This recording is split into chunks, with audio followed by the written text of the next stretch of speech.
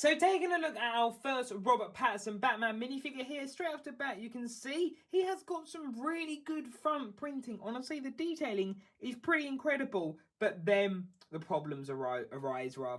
You can see great detailing here, but first off, what has happened to the side of the legs? There's literally no dual molding. It absolutely ruins it for me. We'll take a look at the back. You can see again some really nice printing. Honestly, the printing is absolutely fantastic on the front and the back, but why is there no dual molding? For some reason, they do this with every Batman figure. They do not give him dual molded legs, which absolutely just ruins the aesthetic of it, definitely. But then taking a look at the head as well, we've got the cowl. The cowl is wrong. The horns are too high. The part for the jaw actually should not be there at the bottom, and the face print as well. What is this face print like? I get it's the 2012. It's iconic. I really like that face print, but I'm starting to not like it. It honestly is just being ruined. Like, this should be a comic book face, and that's it. We got a new comic book face, so this should be definitely retired, or so, you know, just put in reserve for another comic book figure. But no, Robert Pattinson needed his own face print for the Batman. He's got a completely different aesthetic, so that would have been really cool. Like, really, he should have had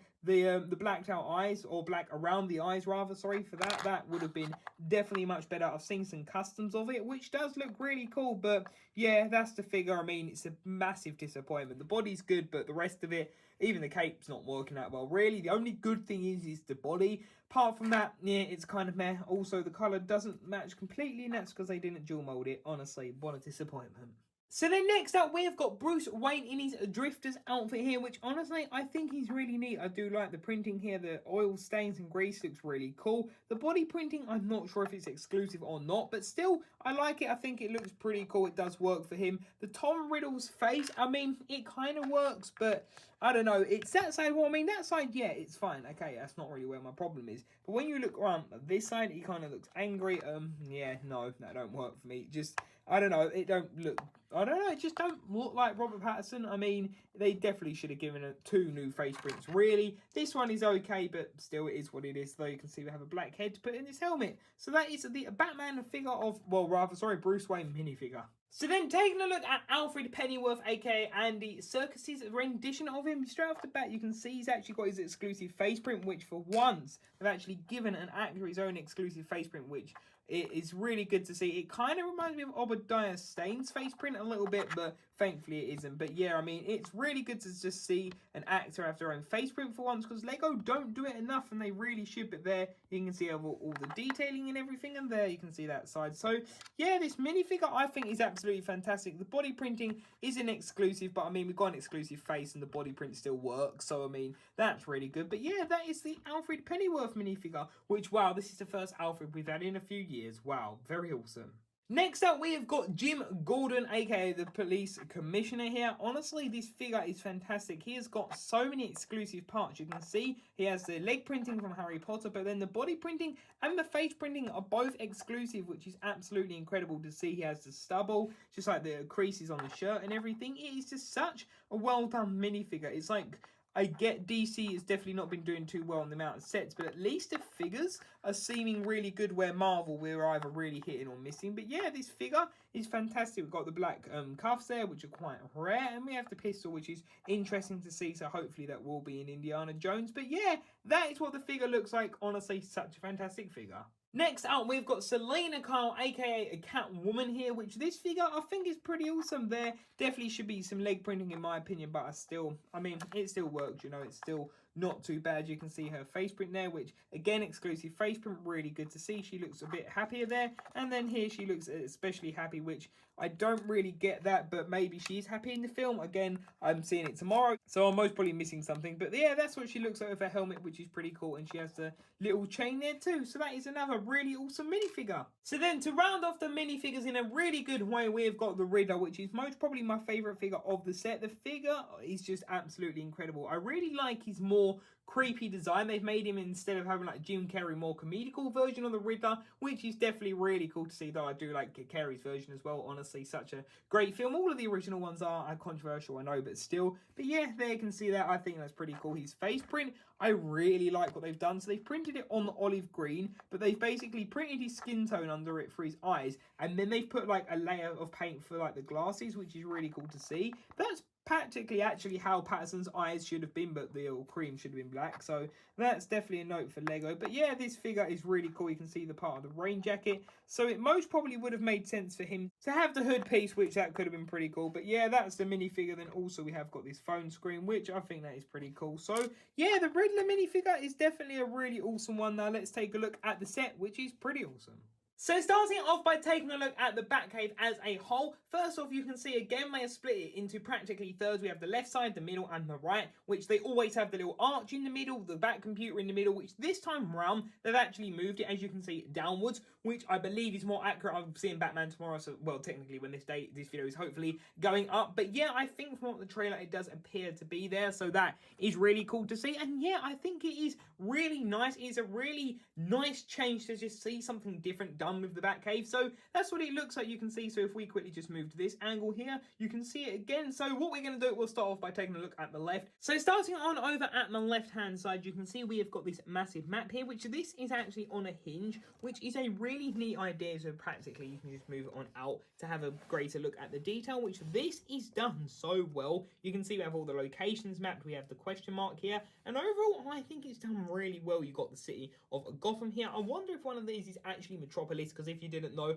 Metropolis and Gotham are like sister cities, I believe is the term, so that is really cool. But anyway, that's what that looks like. I think that is a really neat map. You can see with the little lightsaber blade above, which the quality was actually better, and it also seemed a bit frostier, so that was pretty cool to see. But anyway, you can see we've got the little handle down there. We have another accessory area, which again, this one actually doesn't have too many of them. It's just done differently. Like it's the same kind of idea of a Batcave, but they've really just honed in on details and made it a bit more simplified in a really cool way. So that's really nice. Moving around, you can see we've got the computer screen here, which I think is really neat. I do like the look of that screen. You can see we've got the sticker there with some more mysteries and everything, and we've got a keyboard, so that is pretty neat to see. You can see that there, so that is cool. And we again have just got some nice space, which I really like. And moving on up the stairs, you can see that this one actually doesn't have it complete there, which is a bit of a problem, I have to admit. It's my only complaint really. They could have put a couple wall panels and easily finished that off, so to me that's slightly lazy, but hey, I can kind of let that go because it's still really cool. You can see the stairs traveling on up that side, a bit of dust wow already, but you can see we have that pearl gold and we have this little light up there, which I really like the look of the light. And then moving on round, you can see we've got the sign for Wayne Terminus here, which this was supposed to be a subway station, is kind of what I'm thinking. Removing Catwoman here, you can see we have a clock, which I believe that has been seen before, maybe in the borough is what I'm thinking, but yeah, you can see that's pretty cool. It goes all the way around. You have another light fixture there, which is pretty cool. Then moving on down, you can see we have some stairs and everything, so that is really neat. Just the way it kind of goes up, and it just feels a lot more natural. I don't know, it just feels like this approach is a lot more natural. Again, you can see some space behind it, which I like that. There's some space to put all the characters. Then you can see that, which we'll take a look at that in a minute. We've got the back of the Bat computer, and we've got that. We actually have these ramps, which these stickers I absolutely butchered. You can see that there. I really did not do the best job at making those, but I mean, it was not, yeah, I mean, there's nothing I can do about it. A bit annoying, but yeah, you can see, just look how dusty this gets. Already very annoying. So moving on round to this hand side, I actually want to start off by looking over here first, because then we can move our way around. So starting off, you can see we've got this area for Alfred, which I don't like this table. If you just look at the height, it is so uncomfortably awkward. Like, what is this height? It really should be waist height from a minifigure, so that is definitely something I want to complain about a little bit. But taking a look, you can see we have this little garage area, which again, that unfolds on out, which is really neat to see. And moving around, you can see we've got a fuel pump and a chainsaw. Yeah, I don't really know why would you need a chainsaw with your carpet tools. Anyway, you can see that there, which is pretty cool. Got a space up there to put Catwoman or any other figure that you want to. Maybe the Riddler, that could be quite a cool one. And then we actually have these ramps again, which then if we actually move on down, you can see them there. I do like these ramps, but it does take up quite a lot of space. But I mean, it actually still fits in the shelf, so that's all right. Again, we have these light fixtures, and we actually have a wall here, which is really neat, but that is because we've actually got a jail cell, which honestly, it would have been nice if it didn't have a jail cell. I get what it means, but it's like, every Batcave has got a jail cell at this rate. It's a little bit like, why do we need one? But anyway, you can see we have like the Wayne logo there, so that's pretty cool. And moving that on down, which that I've actually just realized that is a really neat feature. If you've noticed what they've done to actually stop you from getting in, it's not just a stud, like you have the little part of the chain, so that blocks it as well. But opening that on up, you can just see we've got a little room down there, pretty simple, you know, nothing too special in there. You can see that there. I mean, it is what it is. You've got a part there for the chain, and yeah, just moving it around, you can see we have a wall, which if you want to break Riddler out, or anyone, Penguin, Catwoman, not really sure if Catwoman's a friend or foe in this film, but still, you can pull that out, which is pretty cool, maybe with the chain, or just your hands for children or anyone playing with the set. You can see there's a little bit gap under the stairs, like they definitely could have filled that in a little bit, but I mean, it's okay, it's not the worst problem. So then moving on back around to the actual Batcave terminal here, I keep saying it wrong, wow, but anyway, you can see we have some rails here, and that is so you can actually move this forward, and that is so if you want to, you can remove this to fit the Batmobile, which to me is a cool idea, but until I actually see it in person, I'm not exactly sure how it's going to work. But yeah, I'll see if I can pick it up tomorrow is kind of what I'm hoping, but we'll have to see about that. Lego, it's currently out of stock, but yeah, this computer screen, the Bat screen, I really like the Bat computer rather, sorry, you can see Batman on, again, a swivel chair, which this is really high. I don't like the height of a couple of things. Like I said, the panels and really just, these things just seem way, I didn't really mention, but that one also I think is too high. I just feel like they're a bit like, you know, a bit too high. I don't really know what else to say. You can see we have the computer here, which is really cool. We've got the seat, and moving on up, we've got all of these screens, which I absolutely love, and this really gives me the feel of the 2006 set, which is just one of my favorite DC sets. In fact, it mostly is my favorite, will always be. So that is really cool, and you can see we have the Riddler, which I really like, but does the hairpiece work? Like I said, I'm not too sure about that, but anyway, there you can see what it looks like. And we also have got this, which I'm actually going to pull this in over here a bit closer. So then taking a look at the magnifier here, you can see I've just put it on this part that I've just taken off the set here off the right hand side, just so you can actually see. So starting off, we've actually got these little tiles. So I want to start off with this one. You can actually vaguely see what it already says, but if we put this here, you can see it says to the Batman, which I really like the look of that. I think that's cool. That definitely should have been a sticker. It is honestly a shame. But then next up, you've got one that actually just has a mystery mark on it, which is really cool. Sorry, question mark. I don't know why I think that was a mystery block from like Mario and all of that. But there you can see that, which is really cool. I like the idea of this. It's really cool, but it's just hard to show on video. But I mean, it's pretty cool. And then actually there you can see the Riddler posing his face there, which I think is really cool. So yeah, that's what it looks like. It's a really neat feature. You can see we have the 3 tiles. I wish that they had put more in the set, or maybe actually split them over the sets, but still, I think that's a pretty neat feature. So yeah, that's what it looks like, that, and this is the whole set. Overall, I think this is a really cool set. Now let's go and take a look at my final thoughts.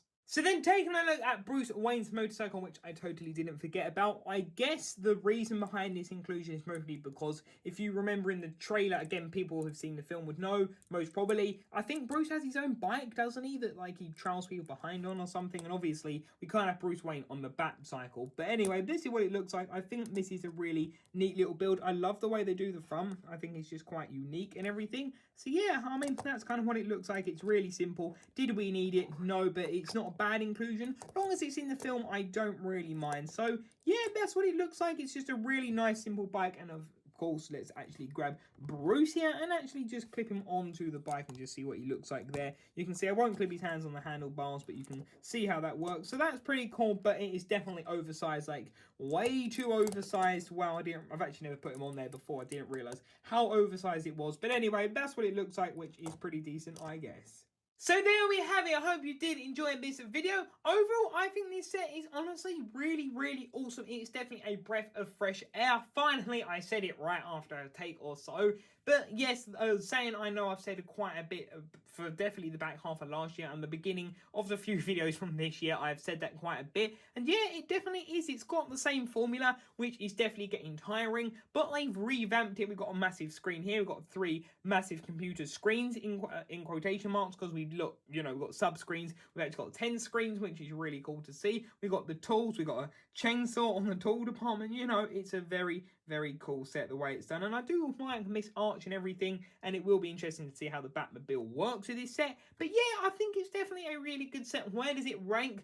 I would say that this is either number 3 or 4 is where I want to go with it, about 3 or 4, but that, you know, subject to changing that. But also, would you want me to do my top Lego? Actually, in fact, I will do it. I'm going to do a video ranking all the Batcaves, because I think that'd be quite interesting to see, because I've got quite a lot of opinions on them, especially like the 1969 one. I'm not big of a fan, I don't think, as others of it. I've got a few reasons why, but that will all be explained in that video. So thank you all for watching this video. What do you think of this set? Leave your thoughts in the comment section down below. Also, I wanted to say I got this on Amazon. They have currently got it off for 25% off, so it's down from 60 to 45 pounds. So that is why I recommend, if you are thinking about purchasing this set, do it rather sooner than later, because you can get £15 off, which is a lot to save. And the figures, I do want to say, Riddler is fantastic, Jim Gordon, fantastic, we've got Alfred, fantastic, Catwoman, pretty awesome, does need some leg printing, Bruce, pretty awesome, but then Batman, you know my thoughts on that figure. Damn, they really let it down.